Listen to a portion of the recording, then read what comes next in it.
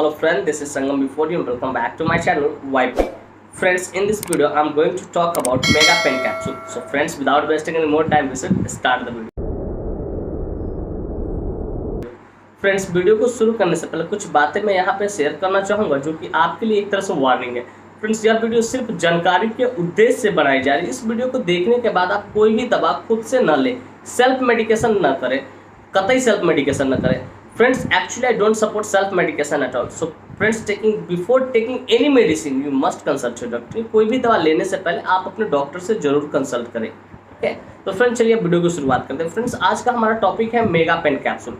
Friends, यह medicine दो दवाओं का कॉम्बिनेशन होता है जिसका इस्तेमाल बैक्टीरियल इन्फेक्शन को ठीक करने के लिए किया जाता है। फ्रेंड्स, चलिए बात करते हैं कौन सी कंपनी इसको मैन्युफैक्चर करती है, क्या इसके यूसेज होते हैं, कौन सा मॉलिक्यूल्स इसके अंदर पाया जाता है, क्या इसके साइड इफेक्ट्स होते हैं, क्या इसके कंट्राइंडिकेशन। इन सारी चीज़ों को बहुत शानदार तरीके से डिटेल में पूरी तरह से हम लोग इसको समझेंगे। तो फ्रेंड्स, चलिए सबसे पहले मैं बात करना चाहूँगा कि कौन सी कंपनी इस मेडिसिन को, इस कैप्सूल को मैन्युफैक्चर करती है। तो फ्रेंड्स, इस मेडिसिन को, इस कैप्सूल को अरिस्टो फार्मास्यूटिकल इंडस्ट्री द्वारा मैन्युफैक्चर किया जाता है। Friends, this medicine is manufactured by the Aristo pharmaceutical industry. अब फ्रेंड्स, इसकी एक स्ट्रिप में 10 कैप्सूल्स होते हैं जिसकी कीमत लगभग आपको 40 से 50 रुपये के आसपास में होते हैं, ज़्यादा महंगा नहीं आता है। तो फ्रेंड्स, अब चलिए बात करना चाहेंगे कौन सा मॉलिक्यूल्स इसके अंदर पाया जाता है। तो फ्रेंड्स, बेसिकली इसके अंदर 2 मॉलिक्यूल्स पाए जाते हैं, वो भी समान क्वांटिटी में। उन दोनों की मात्रा क्या होती है, समान होती है। तो फ्रेंड्स, पहला है एम्पीसिलिन 250 mg और दूसरा है क्लॉक्सासिलिन, वो भी है 250 mg। दोनों मिलाओ तो 500। दोनों पेनिसिलिन ग्रुप का एंटीबायोटिक है। यहाँ पे मैंने आपको क्लियर कर दिया कि एंटीबायोटिक के ग्रुप होते हैं, अलग अलग एंटीबायोटिक होते हैं, तो सबका अलग अलग ग्रुप होता है।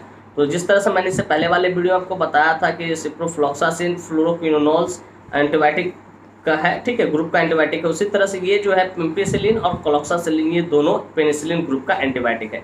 तो फ्रेंड्स, चलिए बात करेंगे इसके मोड ऑफ एक्शन के बारे में कि इसका मोड ऑफ एक्शन क्या होता है। फ्रेंड्स, बेसिकली इसका मोड ऑफ एक्शन दोनों होते हैं, एम्पीसिलिन और क्लॉक्सासिलिन दोनों काम करते हैं। एक क्या करता है, पहला क्या करता है, जाके एक सेल वॉल को मारता है। 250 mg जो एम्पीसिलिन होता है, क्लॉक्सासिलिन, इसमें से पहला जाकर सेल वॉल को मारता है और दूसरा बैक्टीरिया को किल करता है। एक कहता है कि एक लेयर को मैं खत्म करता हूँ, दूसरे को आप समझ लो भैया, ऐसे करके ये काम करता है। एक सेल वॉल को बैक्टीरिया का प्रोटेक्टिव लेयर को मारता है, ठीक है, कवर को समझ लो मारता है, ठीक है, और दूसरा क्या करता है, दूसरा उसके बैक्टीरिया को किल करता है। तो फ्रेंड्स, मैं उम्मीद करता हूँ इसके मोड ऑफ एक्शन बहुत तेजी से तरीके से समझ में आया। और इससे पहले वाले वीडियो में फ्रेंड्स मैंने बताया था कि कैसे बैक्टीरिया को किल करता है, क्या काम करता है, कैसे सेल वॉल किल करता है। तो लीची के माध्यम से मैंने उस चीज़ को बताया था, शायद आप वो मेरी वीडियो को जाके देख लेना। पिपजो 4.5 mg इंजेक्शन पे मैंने बताया था, ठीक है, वो आपको समझ में आया कि सेल वॉल क्या होता है, ठीक है, और कैसे ये मारता है सेल वॉल को, ठीक है, फिर बैक्टीरिया कैसे मारता है। बहुत शानदार तरीके से मैंने उस चीज़ों को बताया, ठीक है। और फ्रेंड्स, चलिए बात करते हैं इसकी यूसेज के बारे में कि इसका कहाँ कहाँ इस्तेमाल किया था। फ्रेंड्स, सबसे पहला इसका इस्तेमाल किया था वुंड हीलिंग। वुंड हीलिंग करने का मतलब किसी प्रकार का घाव हो उसको ठीक करने के लिए इसका बहुत ज़बरदस्त इस्तेमाल किया था और ये ज़बरदस्त इसका रिजल्ट भी रहता है।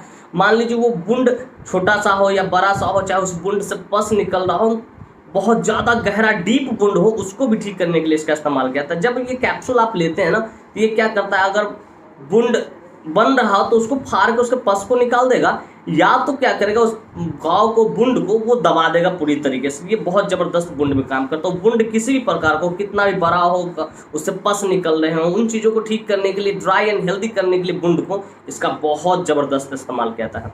तो फ्रेंड्स, सबसे पहला याद रखिए कि इसका वुंड हीलिंग में बहुत ज़बरदस्त ये काम करता है। फ्रेंड्स, उसके बाद हम बात करते हैं बैक्टीरियल इन्फेक्शन। अगर किसी प्रकार का कोई व्यक्ति बैक्टीरियल इन्फेक्शन से इन्फेक्टेड है तो उसको भी ठीक करने के लिए इसका इस्तेमाल किया जाता है। फ्रेंड्स, नंबर 3 बात करते हैं सॉफ्ट टिश्यू इन्फेक्शन। अगर कोई व्यक्ति सॉफ्ट टिश्यू से इन्फेक्टेड है तो उसको भी ठीक करने के लिए इसका इस्तेमाल करते हैं। अब बात करते हैं इसका एक और अनाल फिशर।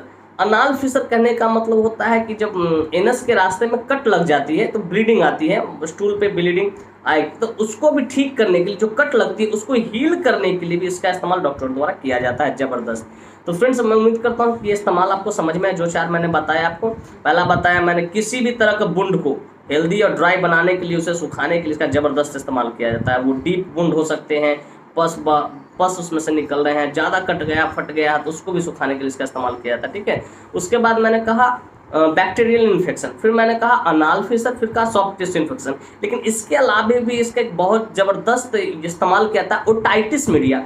फ्रेंड्स ओटाइटिस मीडिया भी एक तरह का इन्फेक्शन होता है जो हमारे कान से जुड़े होते हैं। कान के अंदर से क्या होता है, व्हाइटिश या येलोइश कलर का डिस्चार्ज होना शुरू कर देता है, ठीक है, वो उसको और अंदर दर्द होता है, तो उसको भी ठीक करने के लिए इसका इस्तेमाल किया जाता है। तो याद रखिएगा, मैंने एक्स्ट्रा बात बताई आपको क्या, ओटाइटिस मीडिया मतलब जो कि कान से रिलेटेड बीमारी, वाइटिस या आप कह सकते हो लुइस डिस्चार्ज बाय ईयर होता है या बायलेटरल ईयर भी हो सकता है, दोनों कान से भी हो सकता है, ठीक है, इस कान से भी हो सकता है और इस कान से भी हो सकता है, ये दोनों से या किसी एक से भी हो सकता है। तो उसको भी ठीक करने के लिए इसका जबरदस्त इस्तेमाल किया था। फ्रेंड्स मैं उम्मीद करता हूँ इसकी यूसेज आपको आसानी से इजली से शानदार तरीके से समझ में आए। लेकिन इतना बात मैं कंक्लूजन में बता दूं कि इसका ज़्यादातर इस्तेमाल वुंड को हीलिंग करने के लिए किया, तो वो किसी प्रकार का वुंड, वो बलतोड़ वुंड भी हो सकता है, उससे कोई दिक्कत नहीं होता, बालतोड़ वुंड भी हो सकता है। फ्रेंड्स चलिए अब बात करते हैं इसके कॉन्ट्राइंडिकेशन के बारे में कि कॉन्ट्राइंडिकेशन जानना फ्रेंड्स बहुत ज़्यादा जरूरी है, क्योंकि बिना कॉन्ट्राइंडिकेशन जाने आप मेडिसिन चलाओगे तो ये नुकसान पहुंचा सकता है। तो फ्रेंड्स सबसे पहले बात करें जो अल्कोहल कंज्यूम, और कोई व्यक्ति अल्कोहल ले रखा है तो उसको आपको नहीं देना है जो अल्कोहल ले रहा है। उसके बाद किडनी प्रॉब्लम, अगर कोई व्यक्ति किडनी प्रॉब्लम से सफ़र कर रहा है तो उसको भी आपको नहीं देना है। तो फ्रेंड्स बेसिकली मैंने आपको बताया दो इसके कंट्राइंडिकेशन बना, अल्कोहल कंज्यूम अगर कोई किया हो तो उस पेशेंट को आप ना दें, ठीक है। उसके बाद मैंने बताया किडनी से कोई अगर सफ़र कर रहा है किस प्रकार का बीमारी, तो उसे भी आप इस दवा का सेवन करने से मना करें। और एक और हो सकता है, वो क्या हो सकता है, जनरली अगर कोई मेगा पेन से, ठीक है, एम्पिसिलिन और क्लोक्सासिलिन से एलर्जिक है तो उसे भी आप ना दें। तो फ्रेंड्स मैं उम्मीद करता हूँ कि इसे कॉन्ट्राइंडिकेशन भी आपको समझ में आएगा। अब चलिए बात करते हैं साइड इफेक्ट्स की। फ्रेंड्स हर मेडिसिन का थोड़ा बहुत साइड इफेक्ट्स होता है, ठीक है। तो चलिए अब इसके बारे में, मतलब इसका साइड इफेक्ट जनरल था पहले nausea and vomiting. Nausea vomiting बहुत कॉमन है, ड्रग का ज़्यादा side effect nausea and vomiting होते हैं। उसके बाद कहते हैं एसओबी, उसके बाद आता है एसओबी। एसओबी कहने का मतलब शॉर्टनेस ऑफ ब्रीथिंग, कभी कभी सांस लेने में इसका साइड इफेक्ट में दिक्कत हो जाता है। उसका स्वेलिंग ऑन हैंड और फुट, हाथ पे वगैरह और फुट पे थोड़ा बहुत स्वेलिंग हो जाता है, ये इसके थोड़ा सा साइड इफेक्ट है। इस तरह का कोई भी अगर साइड इफेक्ट आपको दिखे तो आप अपने डॉक्टर से जरूर कंसल्ट करें, ताकि वो इसकी जगह पर कुछ और दवा चला सके डॉक्टर।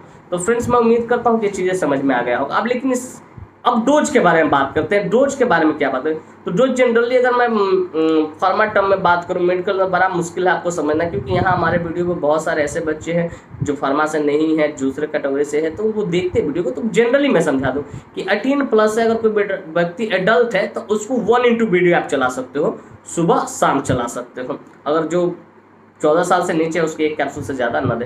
तो फ्रेंड्स मैं उम्मीद करता हूँ इसके डोसेज भी समझ में आएगा। फ्रेंड्स मैं उम्मीद करता हूँ कि वीडियो को जो भी मैंने आपको समझाया मेगा पेन कैप्सूल्स के बारे में, आपको आसानी से सरलता से शानदार तरीके से समझ में आ गया होगा, और आप ये समझ भी गए होंगे कहाँ इसका इस्तेमाल करना होता है, क्या इसका कॉन्ट्राइंडिकेशन होता है, क्या इसके साइड, सारी चीज़ें समझ गए।